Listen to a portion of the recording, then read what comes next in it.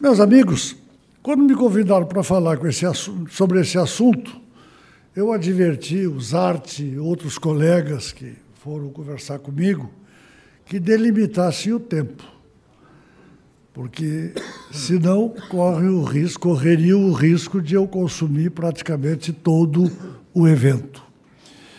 Não é que o tema seja tão longo e muito menos complexo, é que ele se tornou apaixonante porque ele envolveu uma grande comoção e uma grande polêmica, embora falte para a polêmica o principal ingrediente, que é o da complexidade.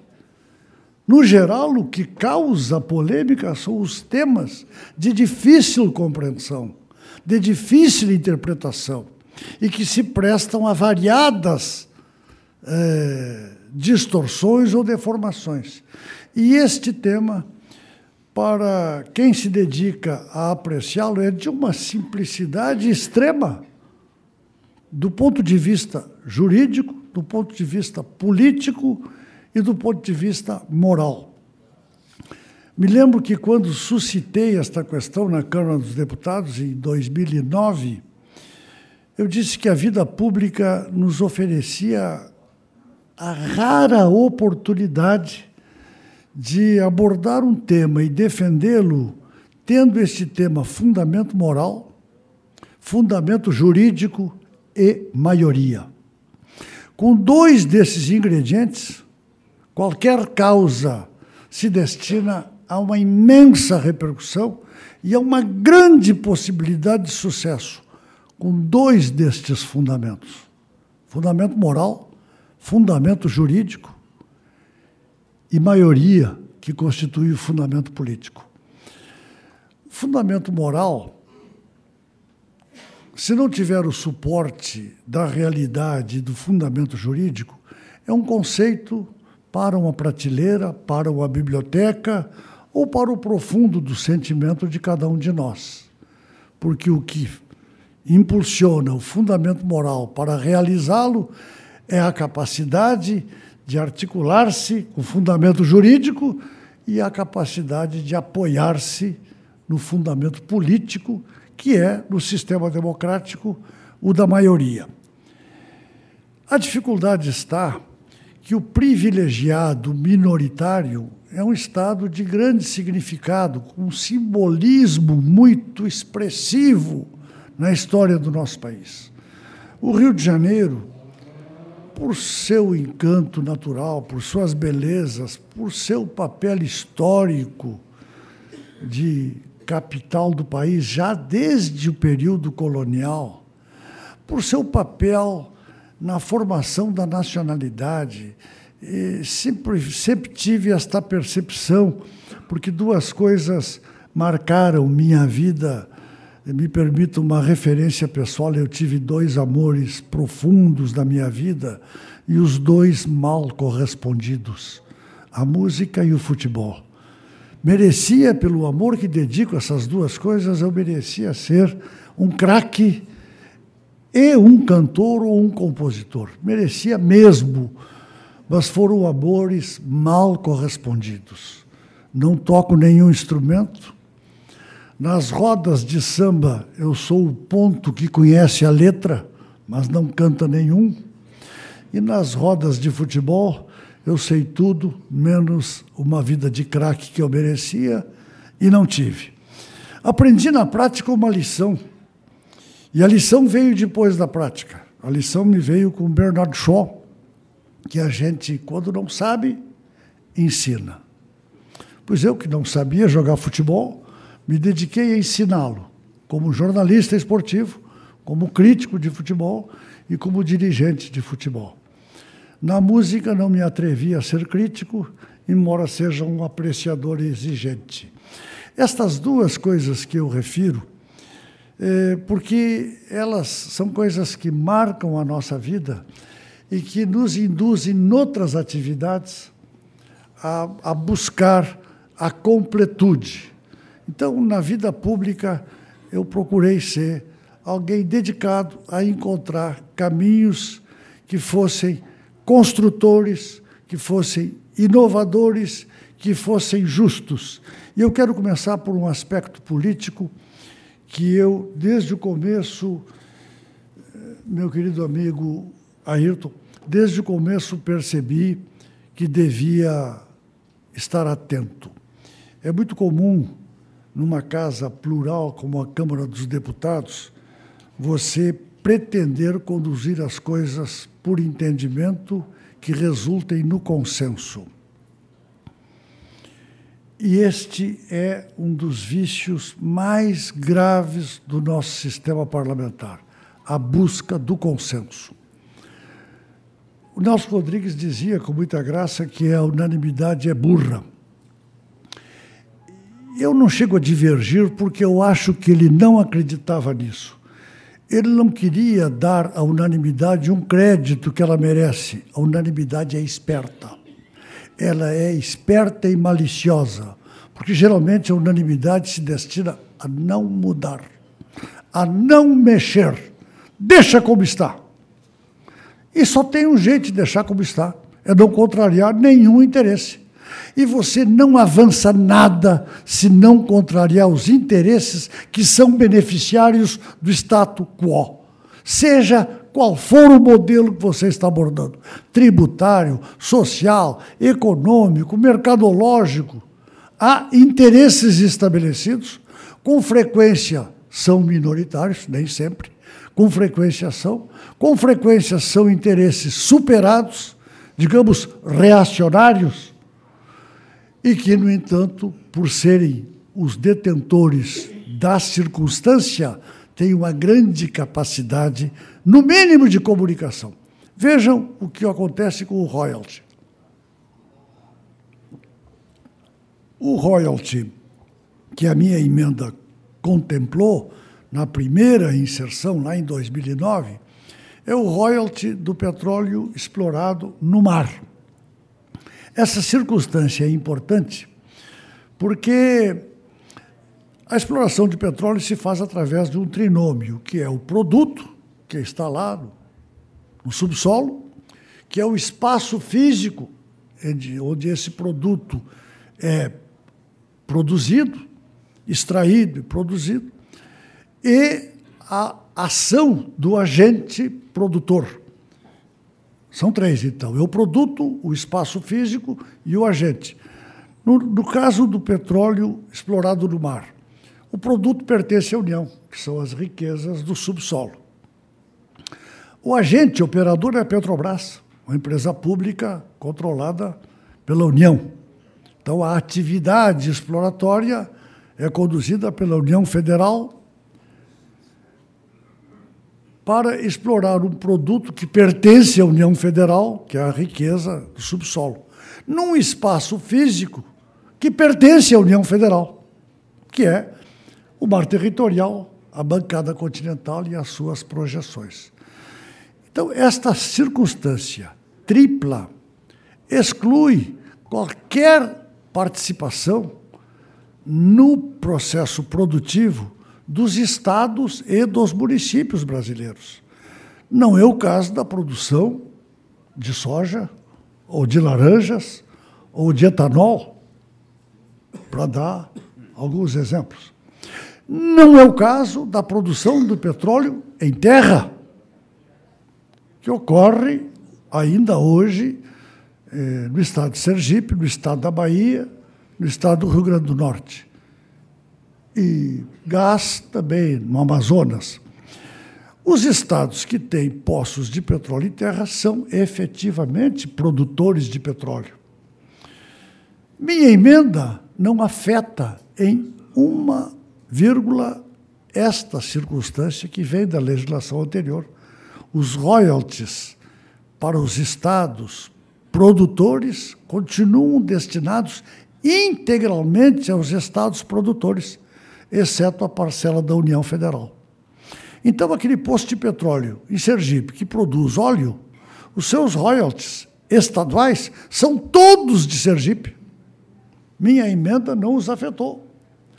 Mas os royalties do petróleo produzido a 200 quilômetros da bacia de Santos ou de Campos não tem nada a ver com o Estado de Rio de Janeiro, ou com o Estado de São Paulo, ou com qualquer outro que venha no futuro a, vamos lá, vizinhar 200 quilômetros, 300.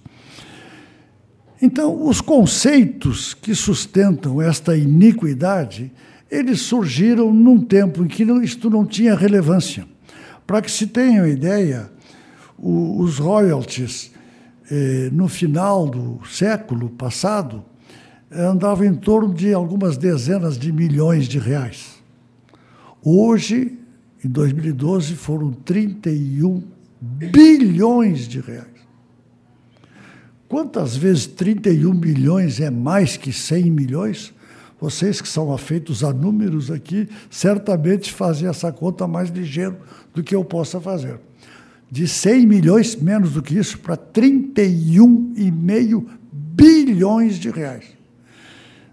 Para se ter uma ideia da iniquidade, que é o fundamento moral, desses 31 bilhões, o Rio de Janeiro recebeu cerca de 15 bilhões.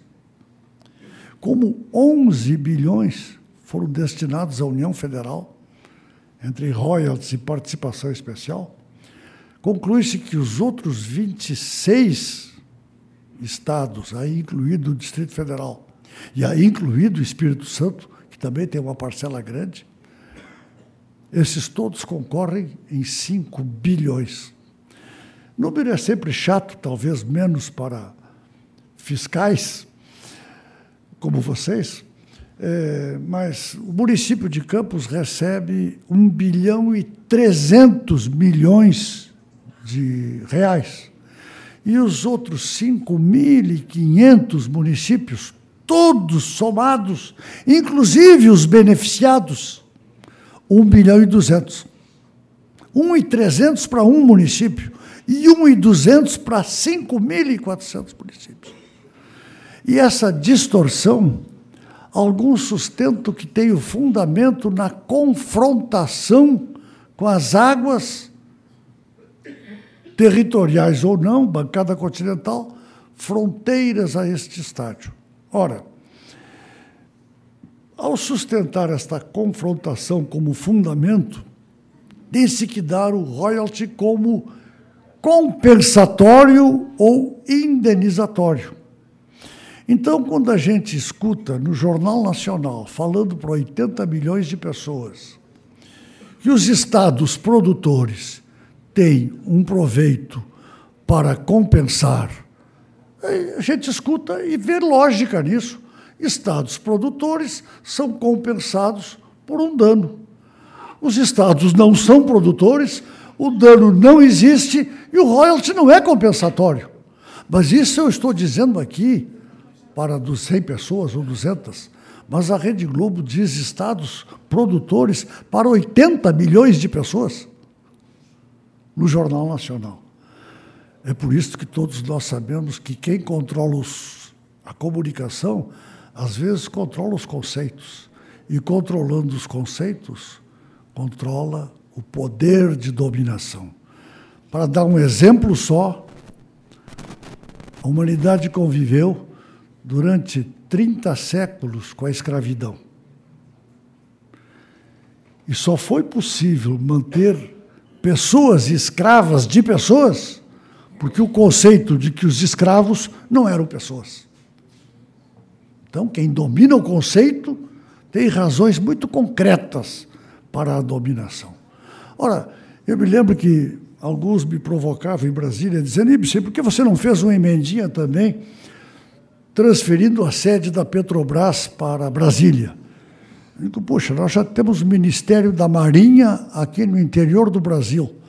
Ainda vamos trazer a Petrobras? Não, eu prefiro fazer uma emenda transferindo a Rede Globo. Eu falo nisso porque o conceito é fundamental. O conceito é fundamental. E a comunicação é de especialíssima importância para a difusão do conceito. O conceito do royalty é constitucional, ele é receita originária dos estados. Por quê? Porque a Constituição quis, só por isso. Não precisa nenhuma lógica, embora haja, mas mesmo que fosse ilógica, é o fundamento constitucional do constituinte originário. Constituição originária, ela, a rigor, não tem defeitos. Ela nasceu diretamente da fonte popular. E lá está no artigo 20 que os estados terão participação na produção do petróleo no mar. Pronto, ponto final, terão participação. Qual participação? Na forma da lei. Vejam, outro conceito extremamente difundido. Isto é bom, os que não se arriscam a contestar a justeza, aí defendem que os contratos em vigor não podem ser afetados. É verdade. Tanto não podem que não são afetados pela proposta aprovada pelo Congresso Nacional, porque a alteração da destinação não afeta os contratos, porque a destinação do royalty não é contratual. A destinação do royalty é legal. É a lei que define o destino. O contrato apenas repete a alíquota que a lei estabelece. Ora, se você alterar a alíquota, sim, você afeta o contrato, porque a alíquota está reproduzida no contrato, mas a destinação não. E poucos sabem como a lei trata o produto do royalty. Trata como receita governamental. Definição legal para o produto do royalty, receita governamental. Como essa receita é destinada? Na forma da lei. Quando você altera a lei, você altera a lei para o dia seguinte ao da sua publicação, se algo não for disposto em contrário. Essa é a regra constitucional, o dia seguinte ao da sua publicação. Vejam quando argumentam que isto afetaria direito adquirido. Só se a lei fosse eterna, para não poder ser alterada. Não afetará nenhum direito adquirido. Se a lei pretendesse a devolução dos royalties recebidos, aí sim ela estaria afetando um direito adquirido. Talvez o caminho, se alguém pretendesse a devolução, fosse a declaração da inconstitucionalidade da norma em vigor. Essa batalha eu preferi não travar.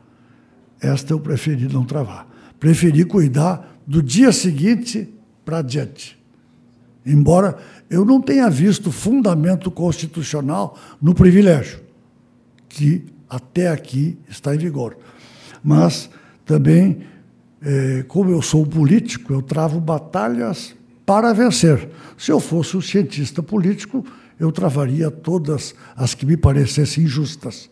As que me parecem injustas, eu procuro transformá-las como agente político, que somos instrumentos de ação política.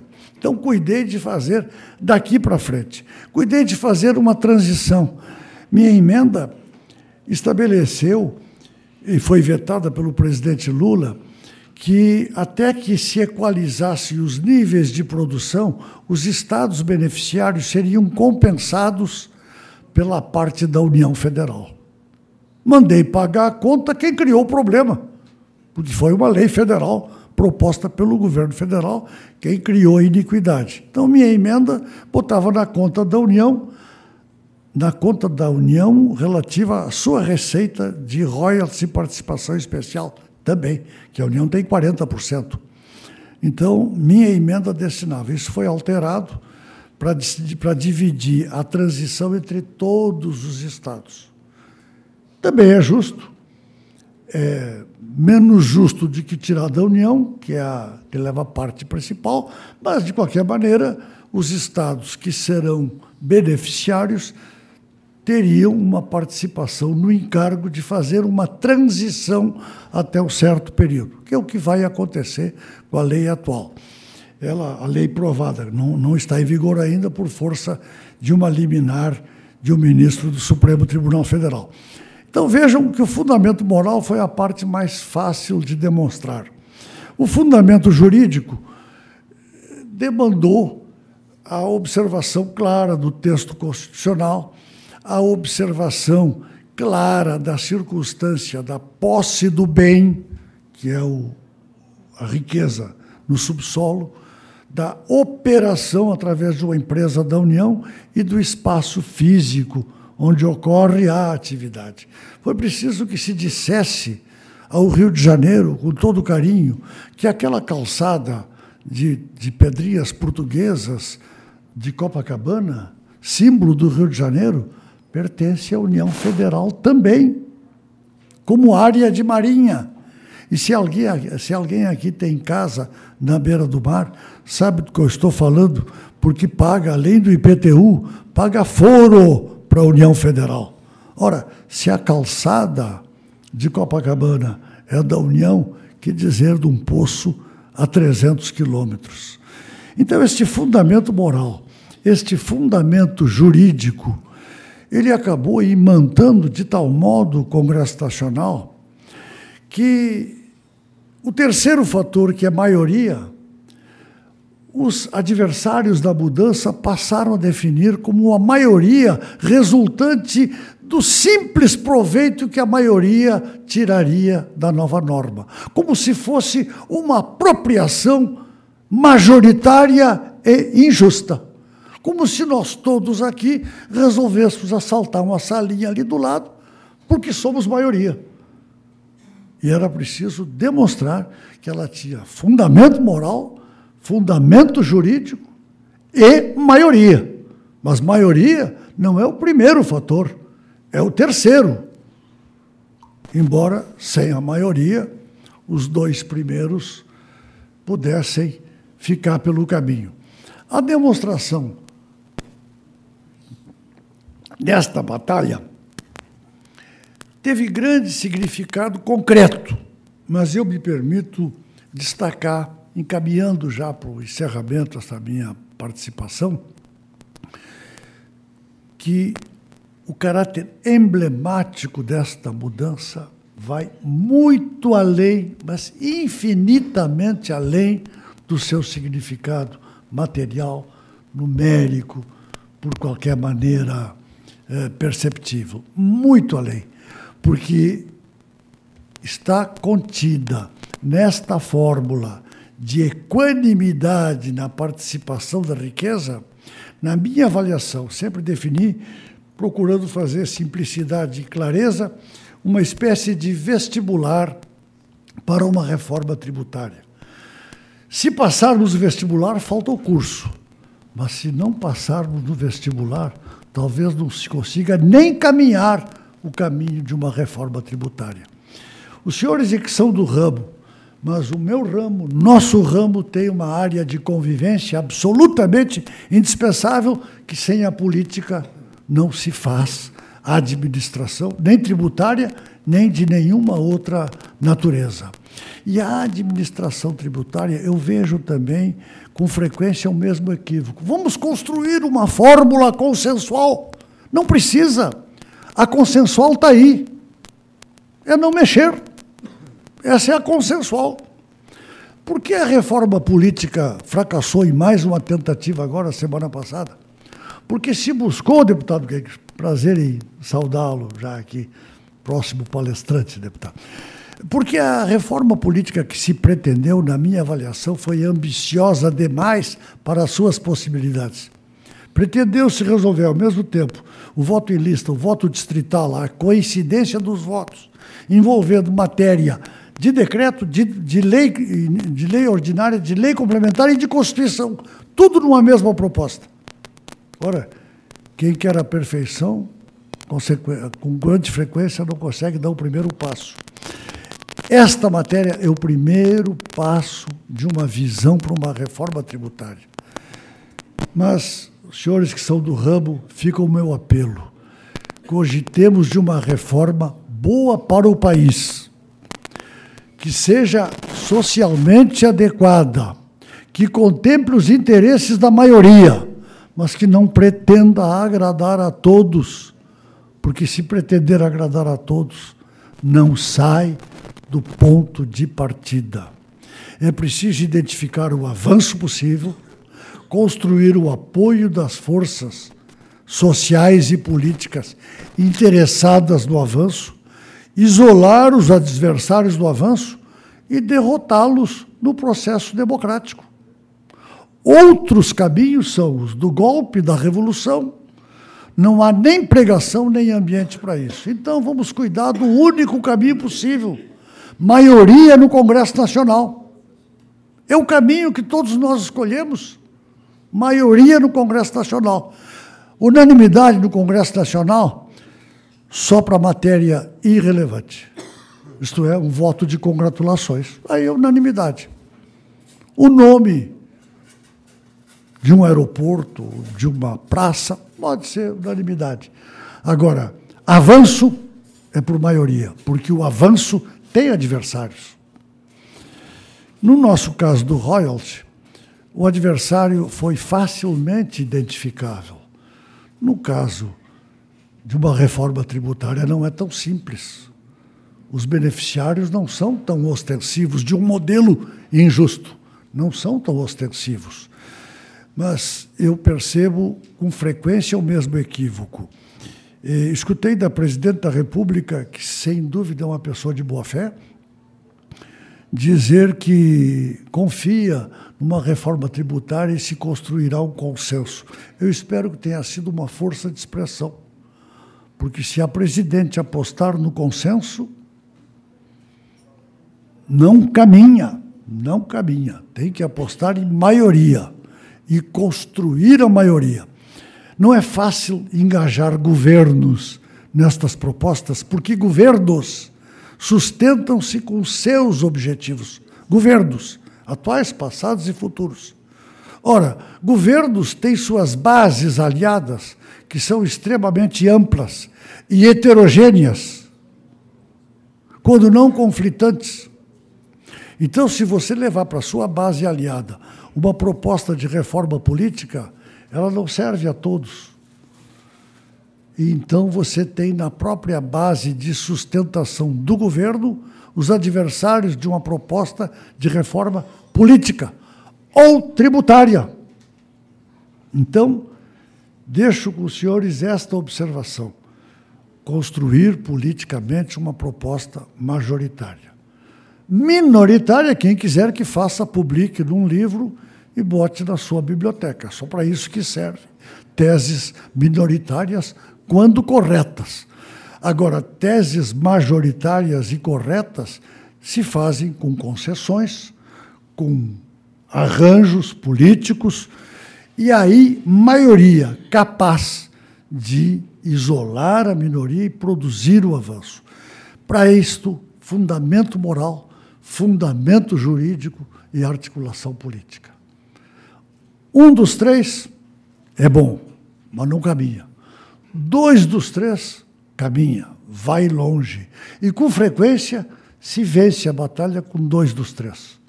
Mas se tiver fundamento moral, se tiver apoio na legislação constitucional e infraconstitucional e articulação política, então é uma tese vitoriosa.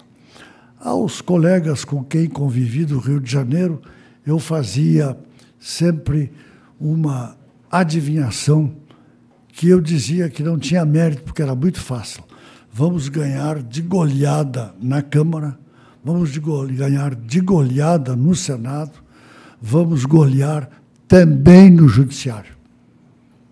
Por esses 3 fatores: fundamento moral, fundamento político, fundamento jurídico e fundamento político. Por isso, concluo como eu comecei. Esta é uma batalha importante, mas muito mais por aquilo que excede do quadro da questão dos royalties. Muito mais. Embora 30 bilhões seja um valor significativo, nosso Estado passa de 80 para 600 bilhões. Isso é significativo. Mas muito mais do que esses 30 bilhões é uma visão econômica, jurídica, política e social de um modelo justo e correto de distribuição da riqueza nacional. Por isto, esta matéria, com toda a importância que possa ter, ela vale muito mais como lição, como um vestibular para outras transformações de que precisa o nosso país. Vejo a inquietação já do condutor dos nossos trabalhos e encerro na hora que prometi, 10 horas. Muito obrigado. Mas permaneça aí, deputado. Nós vamos abrir, nesse instante, para 2 perguntas da plateia. Quem tiver interesse em encaminhar uma pergunta ao deputado Ibsen Pinheiro, por favor, se manifeste. Pode ser, inclusive, o presidente da mesa. Não, eu só quero fazer um registro da presença do deputado Jerônimo Gergen e também do deputado Giovanni Feldnes, que estão conosco aqui no plenário desta manhã já. Serão bem-vindos essa manhã ao plenário. Quem deseja fazer uma pergunta ao deputado Ibsen Pinheiro? Isso em coletiva de jornalistas é um drama. Quando não tem pergunta, a palestra... Doutor Marcelo. Ia dizer que quando não há pergunta, a palestra foi muito boa ou muito ruim. Nem sempre, deputado. Eu gostaria de aproveitar, já que temos um gancho no próximo tema, que vamos abordar, que é o FPE, e saber da sua posição em relação à partilha dos royalties com base nas regras do FPE. Se o senhor entende que isso é justo, é correto, já que o FPE tem a intenção de promover o equilíbrio socioeconômico entre os estados, o que não seria o caso dos royalties. Então, gostaria de saber a sua opinião. Pensei muito nisso e percebi que, nestas horas, quem decide fica sozinho. Porque eu ouvia tantas opiniões sobre critérios de distribuição do royalties, que, no fim, a decisão foi minha, porque o texto era meu. Para distribuir uma riqueza dessa natureza, você pode escolher os critérios e quase todos, se você escolher, pode ter um fundamento. Por exemplo, distribuir per capita. É uma ideia. Onde há brasileiros, há per capita. É um critério. Aí você pensa, puxa, São Paulo tem também a maior população. São Paulo tem a maior indústria, maior comércio, maior população, maior eleitorado, maior tudo.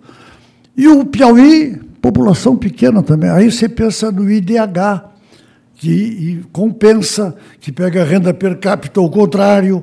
Né? Aí você produz outro tipo de distorção, que é já a antiguidade do FPE e do FPM, especialmente do FPE. Antiguidade. Os índices foram concebidos num tempo em que a desigualdade era maior.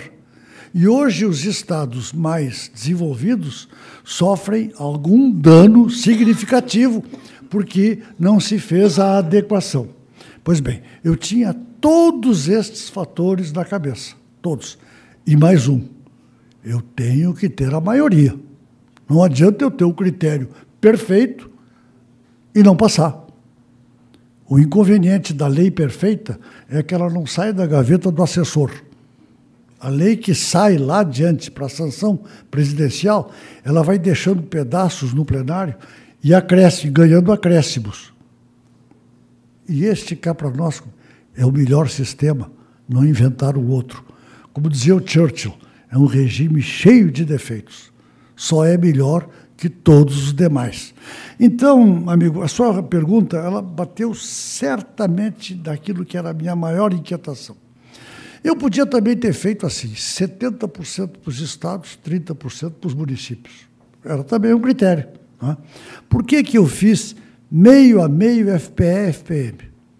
Porque com todas as dúvidas que todos suscitavam, esse era o que tinha mais voto. Se estamos numa mesa de negociação, todas as partes, para produzir uma lei construída, então aí você vai para o detalhe. Mas é preciso considerar que, num plenário onde vai votar, tudo que distingue, atrita. Tudo que distingue, atrita. Você acrescentou um detalhe, você acrescentou um atrito. Você nem adivinha, às vezes, onde nem qual. Então, se você diz que uma parte é para a educação, você desagradou. Não, mas tinha que ter a saúde. Não, mas tem que ter o investimento. Só contemplou a educação. Não, mas aqui não podia. E aí vem outros, não, isso é da autonomia municipal. Deixa que o município resolve. E outros assim, mas resolve como? Fazendo empreguismo? Então, vejam vocês que quando eu escolhi FPE, FP, meio a meio, eu tive uma razão divisora disso aí. Isso é o que dá mais voto no plenário. Agora, a partir da vitória da tese, eu acho que é possível, num segundo momento, fazer uma destinação qualificada do royalty. Se for a parte da União, você faz por lei ordinária, a parte da União. Porque a lei federal destina no orçamento do jeito que quer o orçamento da União. Agora, se você quiser vincular a parte do município, você tem que fazer uma emenda constitucional. Então, fazer uma emenda constitucional no fragor de uma batalha parlamentar é querer perder. Então, eu fiz lei ordinária, singela, FPE, FPM, meio a meio. E outra coisa, como tramitou? Porque ela estava na garupa de um projeto de importância vital para o governo. Se não fosse um projeto do governo, estava na gaveta, até hoje. Porque foi um projeto aprovado, vejam bem, contra a liderança do maior partido, que na época era o meu, PMDB. Contra a liderança do segundo maior partido, que hoje é o maior, o PT.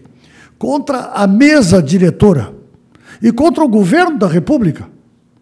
Ora, um projeto de lei contra os maiores partidos, a mesa e o governo da República, ele não sai da gaveta, a não ser que o governo tenha interesse crucial na tramitação do projeto.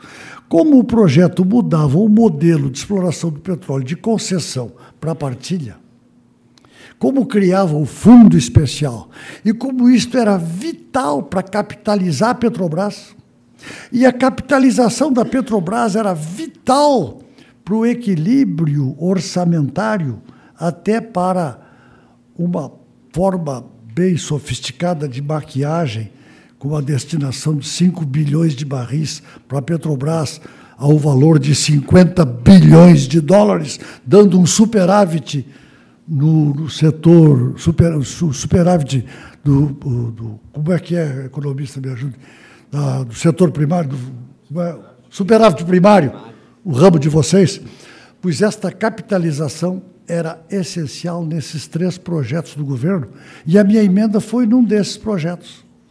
No Senado, André, o líder arquivou esse projeto e botou outro para tramitar.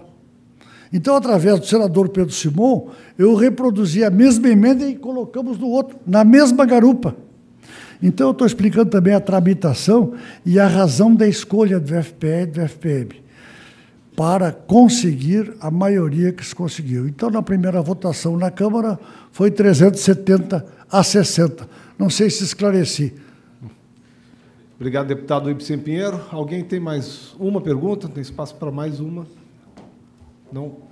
Então, agradeço ao deputado e peço que o presidente da mesa, o vereador Ayrton Ferronato, o senhor faça a entrega de um presente ao nosso palestrante dessa manhã. Antes de encerrar esse evento, não poderia deixar de fazer um registro até para instigar. Lá em 2011, eu já estive conversando sobre royalties de petróleo aqui no 12º Encontro Estadual Gaúcho de Fisco.